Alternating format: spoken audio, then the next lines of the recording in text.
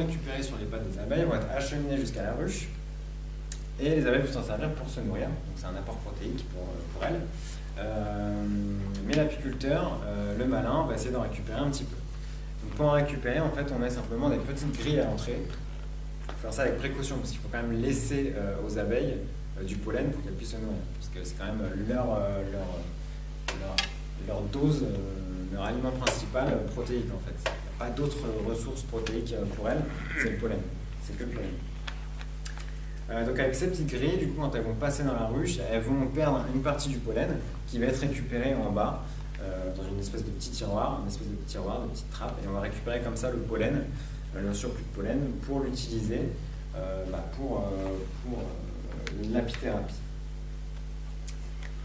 La composition du pollen, c'est également de l'eau, des glucides à 55%, des protéines à 10-40%, ça dépend, ça varie, ça va dépendre du pollen. Il y a autant de composition que de pollen et d'espèces végétales, donc ça fait beaucoup. Des lipides, des fibres, des minéraux et 2% à 5% d'autres composants. Et encore une fois, c'est ces autres composants qui sont présents en infime quantité qui vont avoir des vertus bénéfiques. Et donc leurs vertus bénéfiques, c'est principalement, on va retrouver un peu la même chose dans tous les produits issus de la ruche, mais le pollen c'est surtout tonifiant et stimulant. Ça va renforcer également les défenses immunitaires grâce notamment aux acides aminés et aux vitamines qu'on va trouver à l'intérieur. Les acides aminés, c'est ce qui va composer toutes nos chaînes protéiques, qui composent nos cellules, qui composent nos tissus, nos organes, etc. Également, le pollen agirait apparemment sur l'humeur. Ça sera un léger euphorisant. Voilà, si on a envie un peu de s'éclater, on peut en prendre, et va améliorer l'activité cérébrale également. Également métabolique, comme on l'a dit tout à l'heure, ça va aider à la fixation du calcium, du magnésium. Ça va aider à la digestion aussi. C'est un antioxydant, comme le miel. Et également, c'est un peu étonnant, c'est utilisé pour les hypertrophies bénignes de la prostate. Bon, ça, c'est anecdotique. Donc, conseil, cure de pollen de 3 semaines. Le matin, une petite cuillère de pollen pendant 3 semaines à chaque changement de saison. C'est-à-dire que, oui. Vous parlez du pollen frais ou du pollen sec? Pollen brut, le pollen frais. Ouais. Frais. Ouais.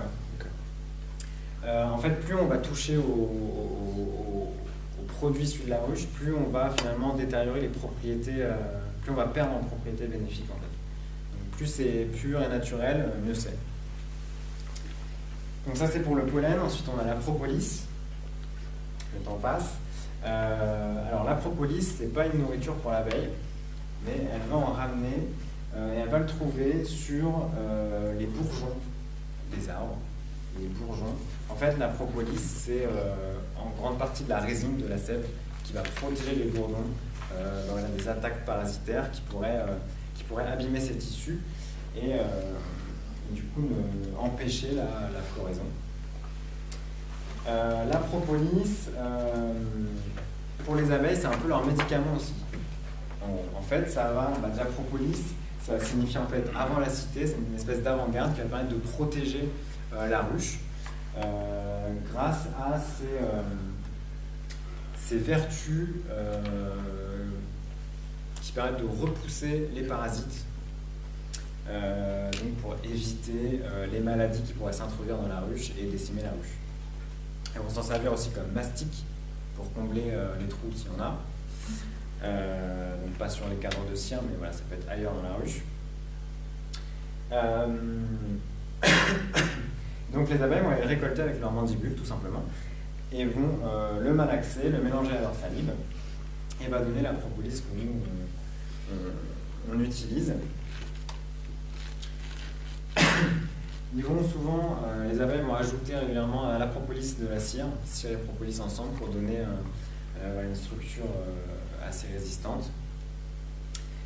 Et ils vont l'utiliser également pour embaumer les insectes intrus qu'ils auraient réussi à tuer. Il y a plein de... Les Égyptiens aussi faisaient ça. Donc, ils utilisaient le miel en l'occurrence et le miel pour embaumer les défunts. Enfin, il a rajouté du miel sur l'embaumage. Composition du coup de la propolis, c'est à 50% de résine, donc beaucoup de sève, 5% de pollen, en plus on récupère d'autres produits qui sont bénéfiques, 10% d'huile essentielle et 5% de constituants divers. Et encore une fois, c'est ces constituants divers qui vont présenter des vertus bénéfiques. Et on va retrouver globalement les mêmes constituants divers, ça va être des vitamines, des flavonoïdes antioxydantes, comme on disait tout à l'heure, des minéraux, des oligo-éléments. On va retrouver toujours à peu près les mêmes types de produits, en plus ou moins grande quantité, donc c'est pour ça qu'on va retrouver plus ou moins les mêmes propriétés, même si il y a quelques différences, mais après c'est vraiment du détail. La propolis, les travaux scientifiques ont été menés depuis plus de 30 ans et qui ont montré que la propolis a des effets antitumorales. Donc c'est vraiment un produit, je pense, qui va intéresser de plus en plus la science par rapport à ça. Donc ça va avoir surtout un effet préventif sur les métastases, et notamment induites dans les carcinomes mammaires, entre autres. Ça a des propriétés également anti-infectieuses. Donc en Russie, par exemple, ils utilisaient la propolis pour soigner la tuberculose, entre autres. On ne soignait pas que la propolis, mais ils utilisaient la propolis pour soigner. C'est également antiviral, antifongique. Ça a des propriétés antiparasitaires, donc ça peut lutter contre le ténia, contre d'autres parasites et protozoaires que peut avoir l'homme. Et contrairement au miel ou au pollen, la propolis, elle est difficilement utilisée en l'état. Par contre, là, on va un peu la retoucher, on va soit en fait la réduire en petites poudres pour qu'on puisse l'utiliser. On va lui ajouter de l'alcool et de l'eau. Voilà, ça va être un extrait hydroalcoolique qu'on va pouvoir utiliser après en spray ou en gargarisme ou en gomme à mâcher. Au niveau de la propolis, il y a vraiment plein de produits qui sont faits. Donc sirop d'hiver, des sprays comme je vous disais, sprays nasaux, etc. Des baumes de soins. Là, ce que j'ai comme marque, c'est du Baloflorant, vous en trouvez un petit peu, je sais pas, dans les supermarchés, je suis pas sûr que vous en trouviez, mais dans les supermarchés bio, la Vie Claire, etc., vous pouvez en trouver. Exactement, comme la Vie Claire ou Naturalia, il y en a. Donc en baume, en dentifrice aussi. Alors, voilà, c'est vraiment utilisé pour à peu près tout. Donc ça c'est pour la propolis. Ensuite on a une autre comment ça se récolte, produit. Propolis. Comment ça se récolte? Alors la propolis, c'est très particulier. Oui, en fait la propolis, on va, en fait comme je vous ai dit, elle les utilise des fois pour combler les trous. Oui. Donc en fait ce que les apiculteurs font, ils vont les piéger, ils vont mettre une grille au-dessus des cadres. Du coup, pour combler les trous de la grille, elles vont aller y mettre leur mastic, la propolis. Et après, nous, avec cette grille, on récupère la propolis. Alors, on les piège. Pour la gelée royale aussi, on les piège un peu pour récupérer la gelée royale. Je vais vous en parler. Donc, la gelée royale, c'est également un produit bénéfique pour la santé. C'est une substance crémeuse, blanche, des fois un peu jaunâtre, et assez gélatineux, au goût plutôt sucré et un peu amer. Il faut aimer ça. Moi, j'aime pas trop ça, mais voilà, les goûts et les couleurs. Elle est sécrétée du coup par les abeilles, par les glandes pharyngiennes de l'abeille, qui vont être situées dans la tête de l'insecte. Et elles sont sécrétées par les nourrices. Et en fait, elles vont servir à nourrir les futures reines. Les futures reines vont être nourries à la gelée royale, ce qui va leur permettre, entre autres, de se développer un appareil reproducteur, contrairement aux autres abeilles ouvrières qui n'ont pas d'appareil reproducteur.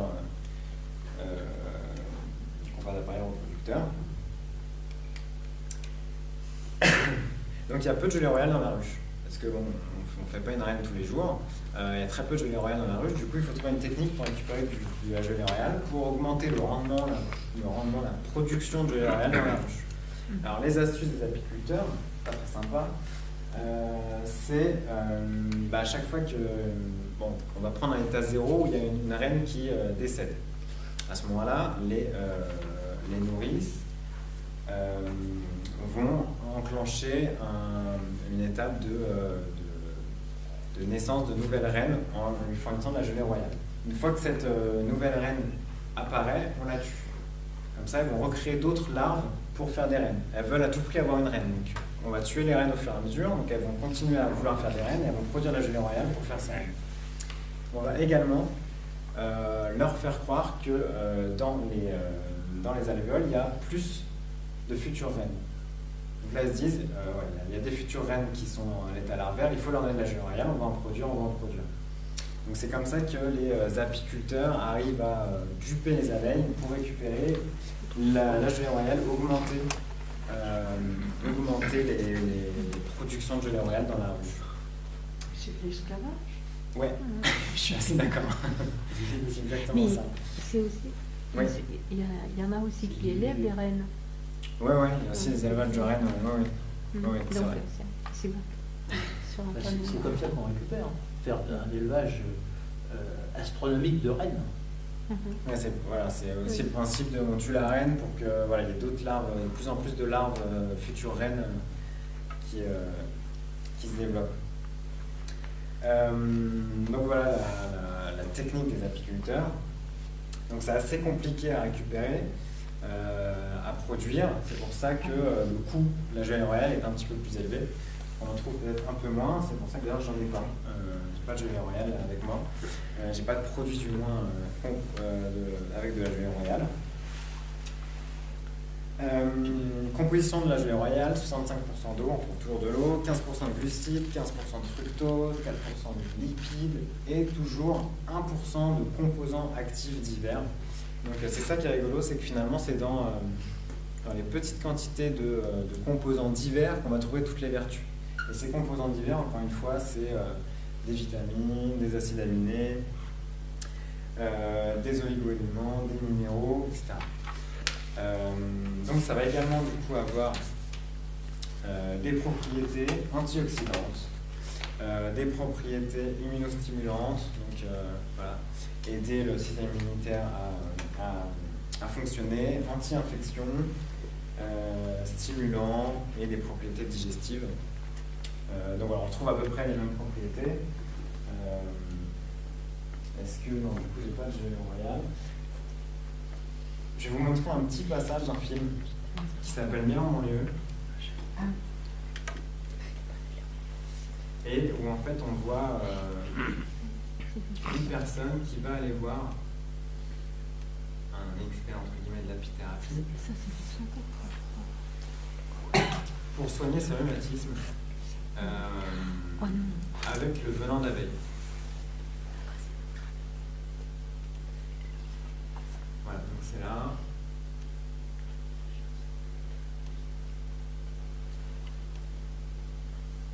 Alors, si mon ordinateur veut bien fonctionner.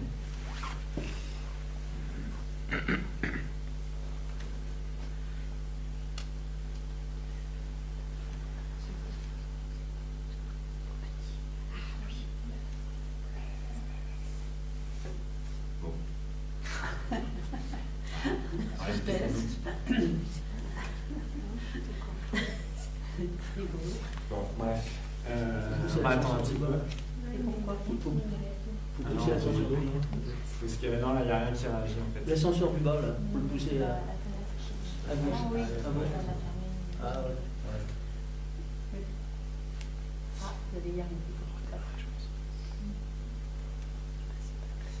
Non. Bon.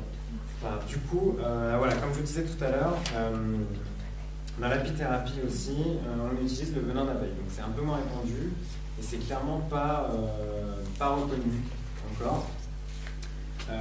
Et c'est utilisé notamment pour tout ce qui est rhumatisme. En fait, le venin d'abeille va dilater un peu les vaisseaux, va avoir un effet sur tout ce qui est rhumatisme. J'aimerais que ça marche, que la vidéo est assez rigolote. Ah. Là, ça va faire un peu mieux.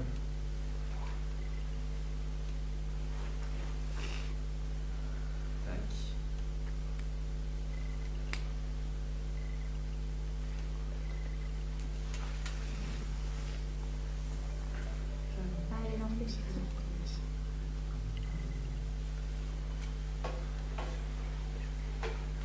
dès que je passe sur votre écran, ça ne fonctionne pas.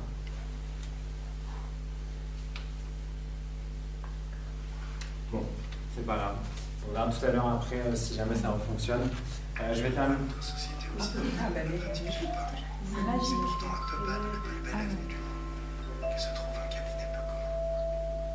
Je sais pas si vous entendez. En fait, ça consiste à traiter des personnes atteintes de certaines pathologies avec le venin d'abeille. D'accord? Je précise bien, je ne pique pas avec une seringue parce que je ne suis pas médecin, donc je suis thérapeute. Je prends l'abeille, je la stimule sur un point X pour avoir un effet voulu en fonction de la pathologie que je dois traiter. Ça va de problèmes télécérébraux, entorse, fourrure, dorsalgie, jusqu'à scléróse en plaques. Je ne fais pas de diagnostic, je reçois les gens pour pouvoir apporter un soulagement à leurs problèmes. Pourquoi me diriger vers l'apithérapie alors que la médecine conventionnelle m'ouvre grand les bras? C'est parce que j'ai pas envie d'aller dans cette voie-là. Donc il faut que je trouve une alternative. Et les alternatives pour ma pathologie, en l'espèce une polyarthrite rhumatoïde, c'est pas évident. C'est tout le temps une permanence des douleurs dans les articulations. Des illustrations, par exemple, je veux me lever et c'est pour on sent les articulations sont enflées, vous avez du mal à marcher, vous regardez mes mains, vous avez du mal à fermer les mains, les coudes vous font mal, les épaules vous font mal, et en plus, la petite cerise sur le gâteau, vous avez une fatigue. Mais ça m'est arrivé de me retrouver la tête sur mon dos. Si j'avais dû écouter les médecins, les grands médecins qui m'ont reçu dans les hôpitaux de part et d'autre, je crois très franchement que cette pièce serait remplie de boîtes de médicaments. Comme dirait un économiste, c'est direct du producteur au consommateur. Donc c'est un petit peu ça. Il applique l'abeille, la réaction est immédiate. Je pense qu'on ne peut pas faire mieux. Prendre des épaules. Bien sûr, le venin, ça c'est toujours un traitement particulier. Ça fait mal ou pas? Anti-inflammatoire. C'est quand t'as pris. Il n'y a pas que le venin, il y a le pollen, il y a la propolis, il y a la gelée royale, chacun s'y produit en des propriétés particulières. La propolis est une résine végétale que les abeilles produisent à l'aide de leur salive. Elles en recouvrent l'intérieur de la ruche pour colmater les fissures. Elles assurent ainsi l'étanchéité et évitent le développement des moisissures. Quand une souris entre dans la ruche, elle est tuée par les gardiennes puis recouverte de propolis afin d'éviter sa décomposition. Voilà. Très rapide sur le venin d'abeille, donc c'est particulier. Je sais pas trop quoi dire là-dessus parce que voilà, c'est particulier, c'est pas reconnu, c'est un peu compliqué, mais effectivement, je pense que ça peut être utile quand on a tout essayé et qu'on a l'impression que voilà, plus rien ne nous aide. Je pense qu'il faut tenter parce que, voilà, comme on l'a vu au début, ça fait très longtemps que les produits issus de la ruche, on en parle, est utilisé également. Donc voilà, ça vaut le coup de tenter et puis peut-être essayer de ravaler sa peur. Faudrait que je vois à travers une grille. Et donc pour la propolis, comme je vous disais, du coup c'est beaucoup utilisé pour colmater les brèches et les abeilles vont embaumer les insectes intrus qui rentrent avec la propolis. Du coup, dernier produit issu de la ruche qu'on utilise, peut-être un peu moins, c'est la cire d'abeille. On l'utilise beaucoup pour faire des bougies, on l'utilise beaucoup pour voilà. Mais pour la santé, on l'utilise peut-être un peu moins. En fait, l'abeille possède des glandes situées sous l'abdomen, des glandes cirières, et c'est elles qui vont produire la cire. Donc elles ont vraiment besoin de cire parce que c'est tout ce qui constitue la ruche. Donc elles vont produire de la cire quasiment toute leur vie, sauf quand elles sont butineuses. Et il y a deux types de cire. Il y a la cire qu'elles vont produire pour bâtir l'écart, pour bâtir là où elles vont stocker le miel, là où on va retrouver les larves. Et il va y avoir une cire d'opercule. Ouais, vas-y. Et la cire d'opercule, c'est quoi? En fait, c'est une fois que dans les cadres, dans les alvéoles ont stocké le miel, que l'alvéole est pleine, que le miel est arrivé à maturité, les abeilles vont produire de la cire et vont recouvrir les alvéoles d'une petite opercule de cire. Donc il y a 2 types de cire. Voilà, cette cire vraiment voilà, le dur, le béton de la construction des abeilles, et la cire plus de recouvrement des alvéoles quand le miel est à maturité. Et ce qu'on utilise beaucoup et ce qui a le plus de vertus bénéfiques pour la santé, c'est la cire d'opercule. Donc ce qui est pas mal, parce qu'au final, la cire d'opercule, quand on veut récolter le miel, on va la retirer. Et du coup, on va pouvoir la récupérer. Ce qui est utilisé de la cire qui est propriété des abeilles, qui va être réutilisée l'année d'après pour les alvéoles et pour stocker le miel. Du coup, rapidement, je vais vous dire un peu comment se passe la récolte de miel avec cette fameuse cire. L'apiculteur va récolter les cadres, va retirer les abeilles avec une petite balayette, va récupérer les cadres sans abeilles qui sont gorgés de miel. Ensuite, il va retirer, une fois qu'il est rentré à l'abri pour pas que les abeilles reviennent, il va retirer la couche d'opercule par-dessus les alvéoles. Il va mettre ces cadres sans cire au-dessus des alvéoles dans une centrifugeuse qui va tourner très très vite et qui va du coup éjecter par force centrifuge le miel sur les bords et on va le récupérer en dessous. Voilà. Et après, bien sûr, on va le filtrer pour retirer les dernières impuretés, bien que certaines impuretés sont plutôt bénéfiques. Bref, et ensuite on va le mettre en pot et après on va pouvoir le consommer. Du coup, les propriétés bénéfiques, on va retrouver à peu près la même chose que pour les autres produits issus de la ruche. Voilà, je peux vous dire rapidement tous les remèdes pour conclure toutes les maladies ou tous les problèmes qu'on peut avoir qui peuvent être soignés par l'apithérapie, et on pourra en parler après. Je vais vous le dire, ça en a tellement. On peut vraiment soigner pas mal de choses. Ça peut aider pour l'acné, pour les boutons, pour les allergies, pour les asthmes, pour les angines, pour les ballonnements, pour les bronchites, pour les brûlures, pour les cancers.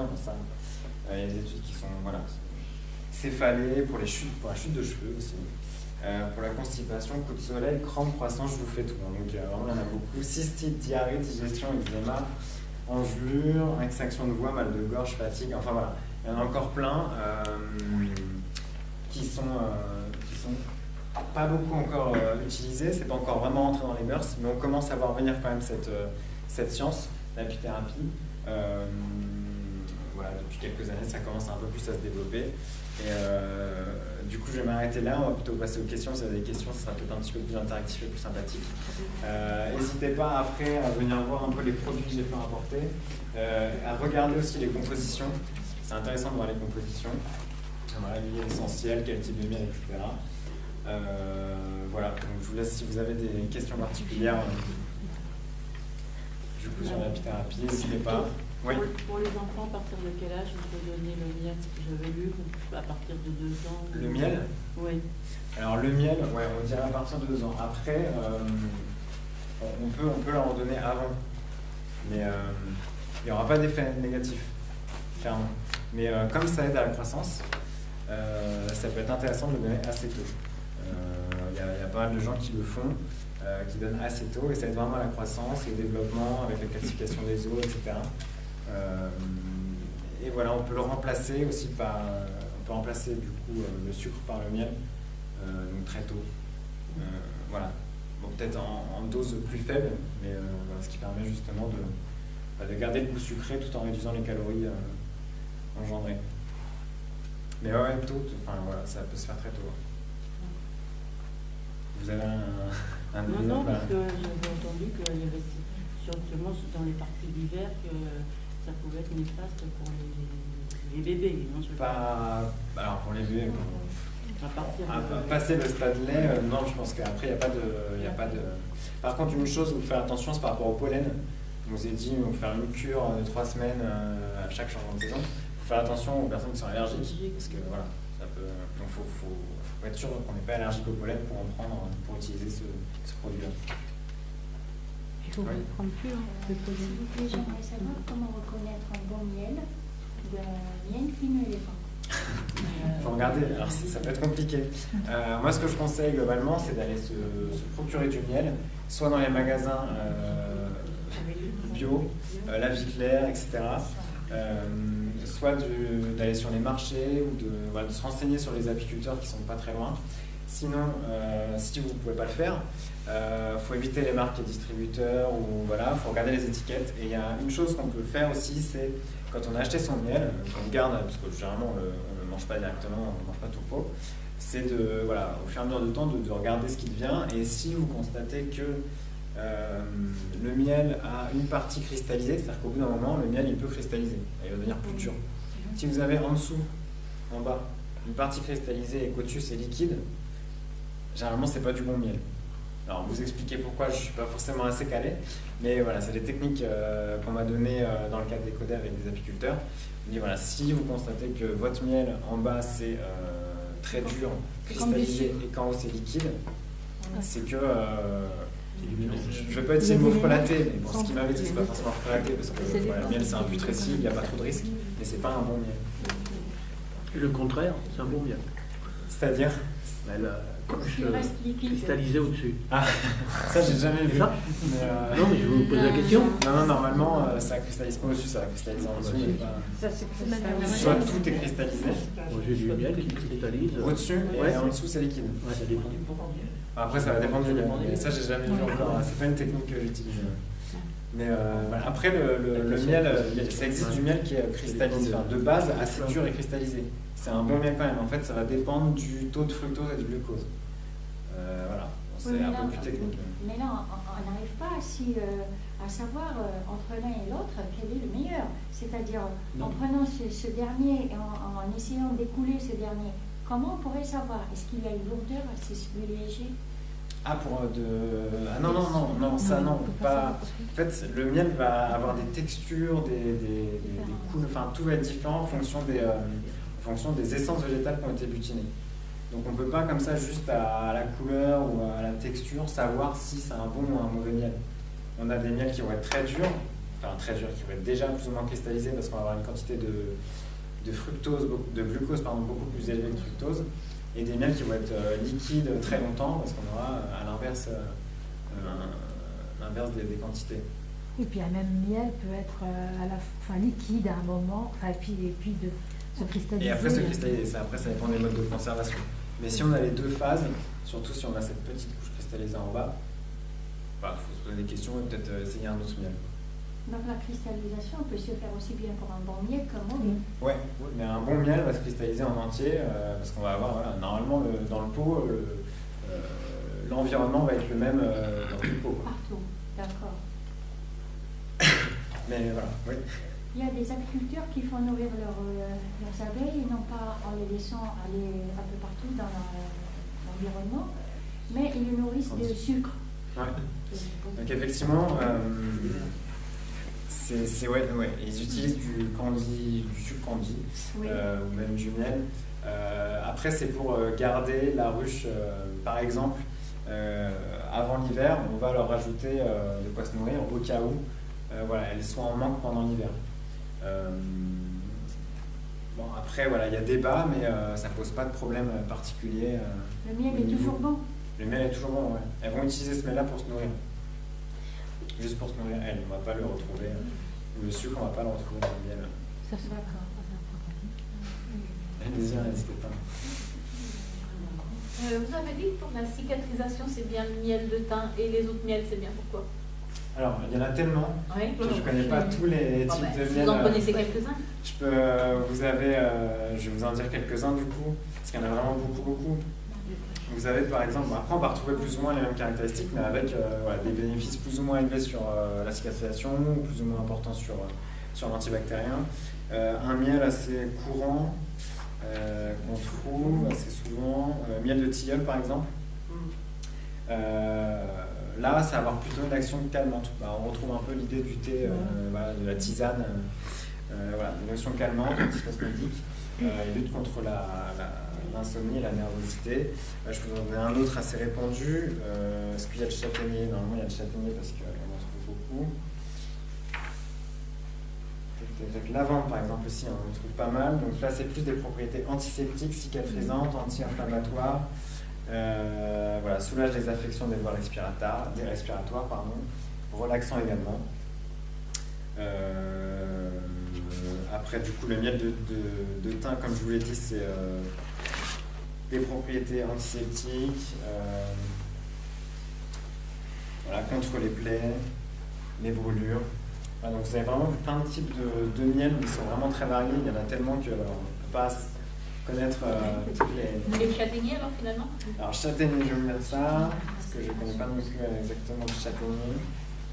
Alors, châtaignier, qu'on trouve aussi pas mal. Riche en minéraux, il est reminéralisant et dynamisant, comme le miel de bruyère, par exemple.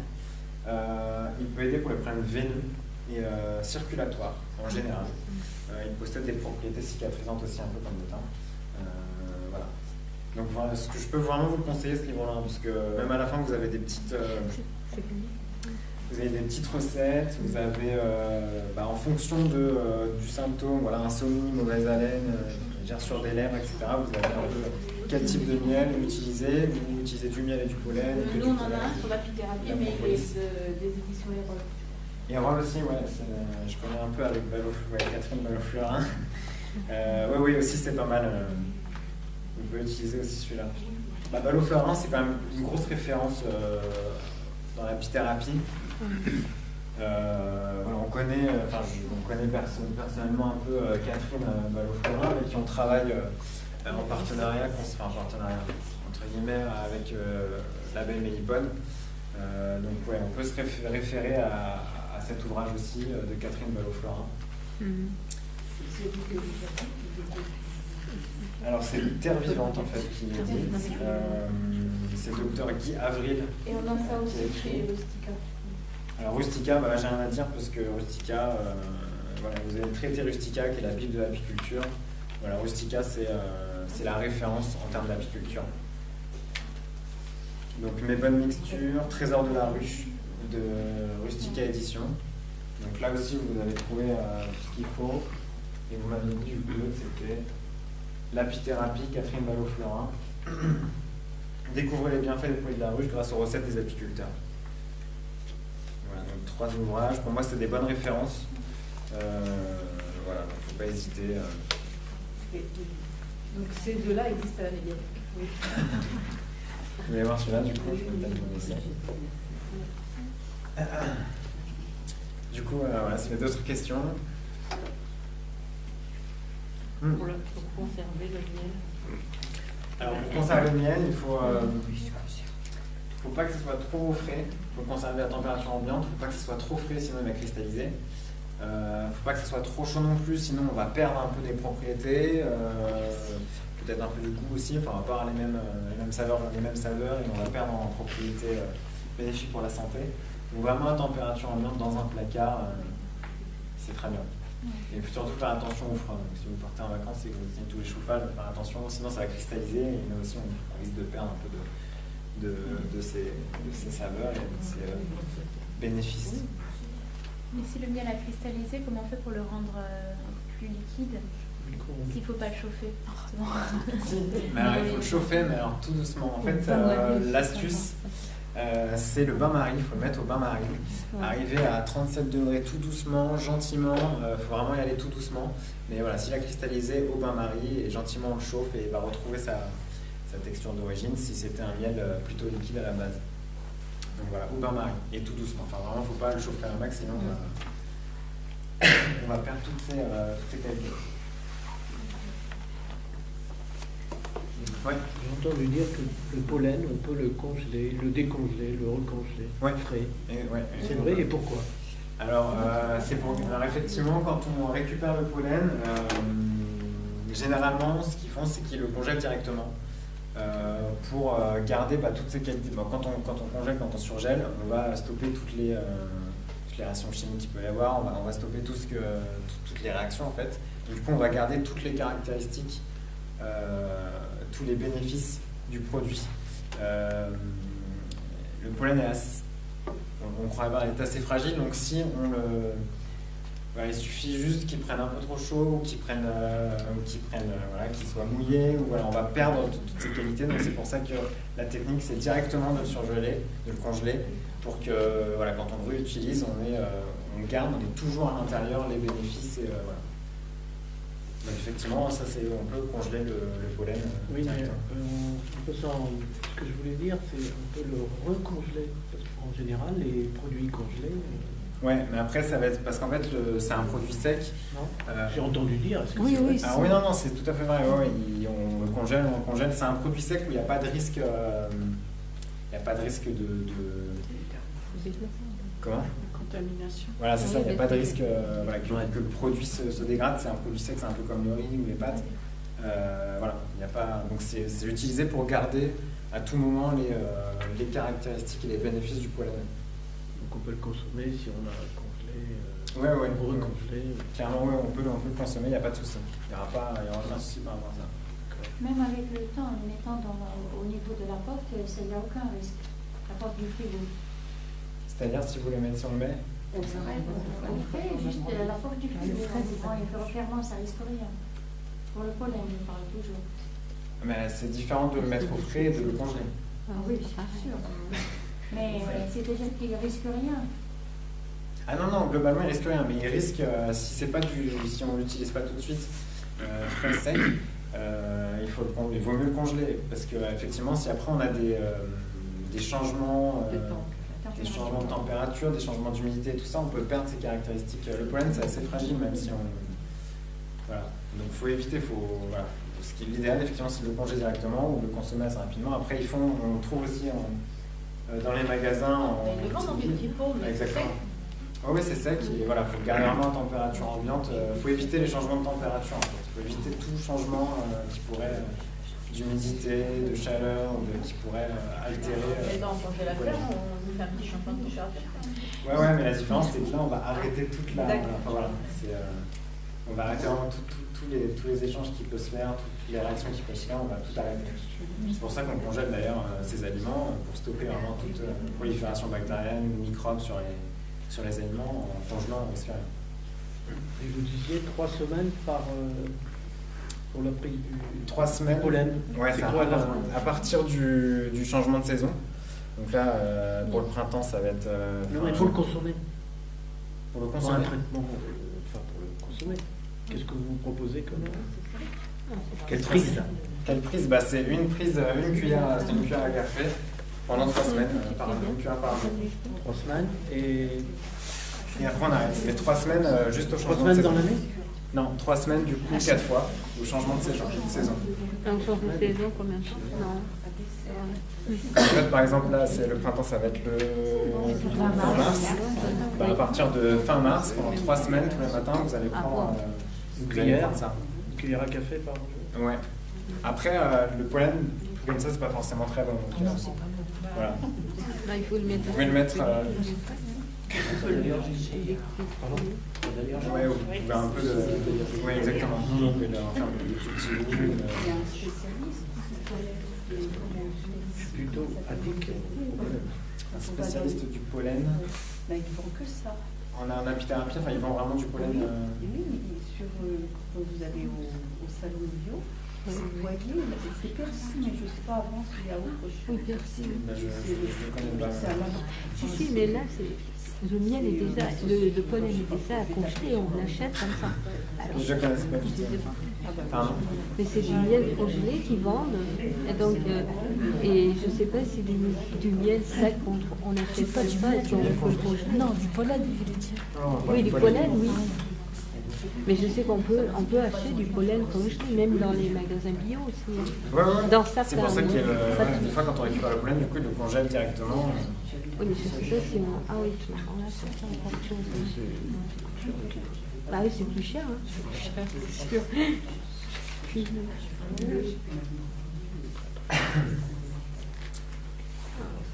Du coup, je sais pas s'il y a encore quelques questions. Donc la propolis, ça s'utilise surtout dilué dans de l'alcool alors? Alors oui, donc soit c'est des extraits hydroalcooliques. En fait, elle ne s'utilise pas seule, la propolis. Elle peut s'utiliser seule, mais que si on la réduit en petits fragments. Sinon, généralement, c'est avec de l'alcool et de l'eau. Donc la propolis, on l'évite pour les enfants. Mais voilà, elle va se présenter sous forme de spray.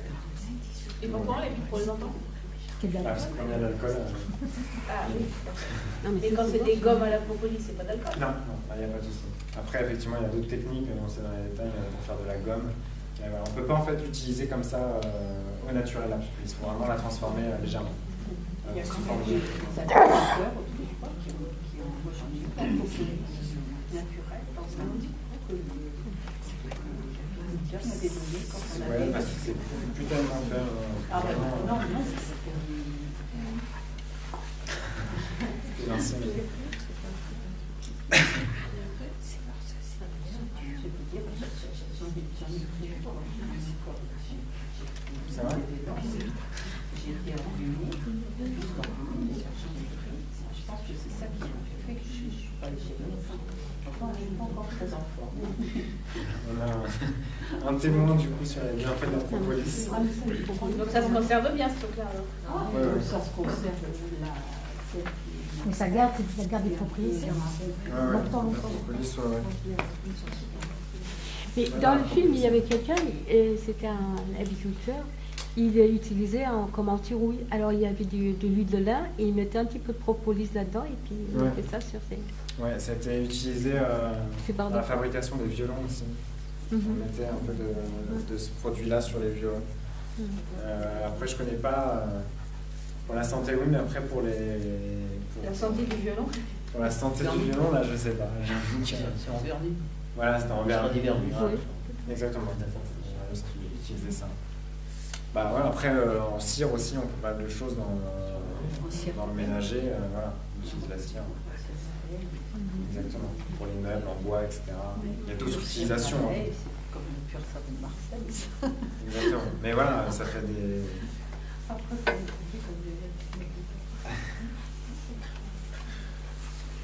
Ok.